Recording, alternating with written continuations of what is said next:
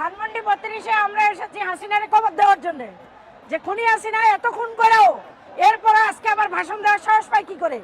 দিল্লিতে বসে সে এখানে উস্কানি দিয়ে বাংলাদেশে বিভিন্ন ধরনের অরাজকতা সৃষ্টি করতেছে এবং ছাত্র জনতার উপরে আবারও সে হামলা করার জন্য তার ফ্যাসিবাদদেরকে আবারও উস্কিয়ে দিচ্ছে। বিভিন্ন পাড়া মহল্লায় লিফলেট বিতরণ করছে। আজকে নাকি 9টার সময় সে ভাষণ দিবে।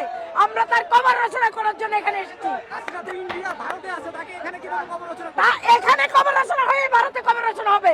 কোথাও খুনি হাসিনার দোষরা যেন মাথা সারা দিয়ে উঠতে না পারে, সেই জন্যই আমরা সচেতন হয়ে আছি এবং আমরা এখানে এসেছি। দেখতেছেন না আপনারা, এখানে কোন রকম আওয়ামী লীগের কোন আস্তানা বাংলার জমিনে থাকবে না, এটাই আমাদের প্রত্যাশা। হাসিনার যেখানে পাবে হাসিনার দোষরদেরকে সেখানে তাদের কবর রচনা হবে এবং তারা সেখানে আসতে পারে না। যারা খুন করে বাংলাদেশটাকে ধ্বংস করে ছাত্র জনতাকে গণ অভ্যুত্থান এর পরে যেভাবে তারা খুন করেছেন, হাসিনা পালিয়ে গেছেন, সেই পলাতক হাসিনার আস্তানা বাংলার জমিনে কেউ দেখতে চায় না। এবং তার ভাষণ যারা প্রচার করবে বাংলাদেশের কোন মিডিয়ায়, তাদের বিরুদ্ধে আমরা প্রতিরোধ করে তুলবো। শেখ হাসিনার বিরুদ্ধে শেখ হাসিনার কোন বক্তব্য কোন চ্যানেল যেন প্রচার না করে, সেটা আমরা আপনাদের চ্যানেলের মাধ্যমে বলে দিলাম। আজকে বিএনপি থেকে সালাউদ্দিন আহমেদ আওয়ামী লীগকে নিষিদ্ধের বার্তা দিয়েছে, আপনি এটাকে কিভাবে দেখছেন? আমরা এটাকে ইতিবাচক ভাবে দেখছি। আমরা চাই খুনিরা যেন কোনোভাবে বাংলাদেশের রাজনীতি করতে না পারে, আওয়ামী লীগ যেন কোনোভাবে বাংলার জমিনে আস্তানা না করতে পারে। আওয়ামী লীগের আস্তানা বাংলার জমিন থেকে ভিতর থেকে উপরে ফেলে দিতে হবে।